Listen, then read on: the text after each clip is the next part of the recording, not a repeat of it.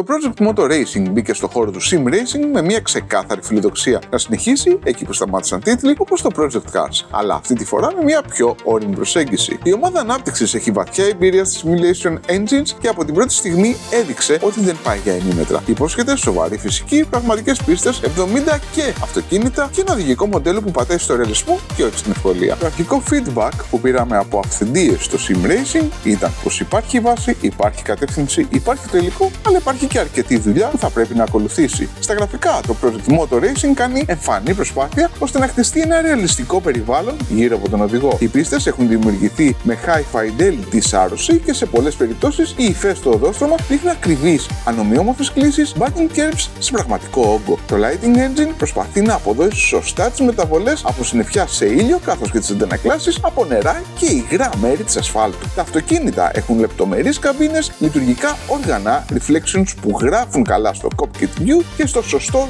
shading σε γωνίες και σε καμπυλωμένα panels. Στα Night Races οι προβολείς έχουν σωστή διάχυση και δεν δείχνουν ψεύτικη, κάτι που πολλά racers δυσκολεύονται να πετύχουν. Ωστόσο, υπάρχουν και εμφανείς αδυναμίες. Σε ορισμένες πίστες, ειδικά σε μεγαλύτερα track layout, στο παιχνίδι δείχνει ότι ζορίζεται. Μερικά αντικείμενα χάνουν σε λεπτομέρεια από μακριά, ενώ οι σκιές σε μερικά σημεία είναι χαμηλότερης ποιότητας και το anti-aliasing δεν δένεται πάντα με το σωστό motion blur, δημιουργώντας ένα ελαφρύ shimmer στο βάθος. Συνέχεια στο gameplay με το Project Moto Racing να προσπαθεί ξεκάθαρα να δείξει σε ένα σοβαρό simulation και όχι arcade. Όταν πιάνεις το τιμόνι ή το controller, νιώθεις ότι τα αυτοκίνητα έχουν βαρύτητα και αληθινή συμπεριφορά. Αν μπεις πολύ δυνατά στη στροφή, το πίσω μέρος θα σου φύγει. Αν πατήσεις απότομα τον γκάζι σε βρεγμένο οδόστρωμα, χάνεις την πρόσφυση. Και αν ανέβεις στα κέρδη, το αυτοκίνητο τραντάζεται. Δεν είναι ένα παιχνίδι που σε αφήνει να οδηγείς χαλαρά. Θέλει συγκέντρωση και καθαρές γραμμές. Οι πίστες έχουν ανομαλίες και αλλαγές υψόμετρου ώστε να τις νιώθεις πραγματικά. Κάθε γύρος χρειάζεται προσοχή και όταν τελικά βρεις την οδική σου συμπεριφορά, σου δίνει εκείνο το συναίσθημα της επιβράβευσης ότι οδήγησες όπως έπρεπε και δεν πέρασες απλώς την πίστα. Το career mode ξεκινάει πιο απλά και σε ανεβάζει σιγά σιγά επίπεδο με πιο δυνατά αυτοκίνητα, πιο απαιτητικές διαδρομές, οπότε να αισθάνεσαι την πρόοδο. Επιπλέον, οι επιλογές στο χειρισμό θα σε κάνουν να ρυθμίσεις την οδική σου συμπεριφορά όπως εσύ θα ήθελες. Ένα πρόβλημα όμως είναι η AI των αντιπάλων. Άλλες φορές οδηγούν φυσιολογικά και δίνουν μάχη, και κάποιες άλλες κάνουν λάθη που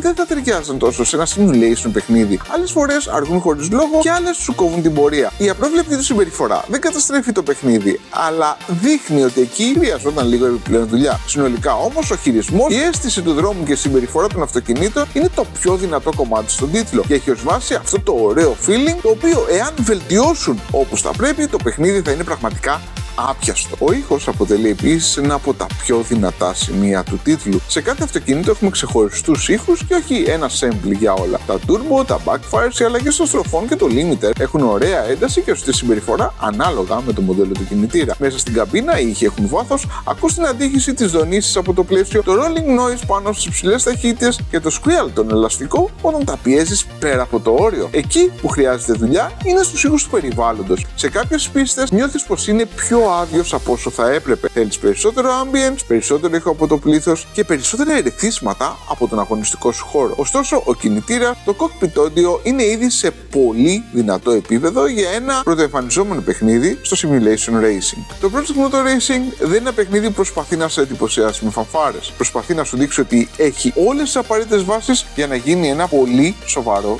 sim racing. Και ενώ αυτή η βάση δείχνει πως είναι εκεί και υπάρχουν αδυναμίες που πραγματικά φαίνονται. Αστάθεια στα γραφικά, ανομοιογενή συμπεριφορά στην AI των οχημάτων και γύρω-γύρω πραγματάκια που θα θέλαμε να βελτιωθούν. Εάν είσαι φαν το Sim Racing, έχεις τιμόνι και αγαπάς τη λεπτομέρεια του, το παιχνίδι έχει αρκετό ψαχνό ώστε να σου δώσει ώρες και να βλέπεις τον εαυτό σου να εξελίσσεται. Αν όμως αναζητάς κάτι πιο ολοκληρωμένο από την πρώτη κιόλας μέρα, με πλήρη σταθερότητα και όριμο AI, μάλλον θα χρειάζεται να περιμένεις πριν φτάσεις στον τίτλο. Γι' αυτό και από εμάς το παιχνίδι παίρνει pass. Ένα παιχνίδι με φανερό πάθος και δυνατότητες, αλλά όχι, δεν είναι 100% έτοιμο. Θα πρέπει να περιμένουμε λίγο ακόμα και να το δούμε να αναπτύσσεται. Like και subscribe αν σου άρεσε το βίντεο και τα λέμε στο επόμενο.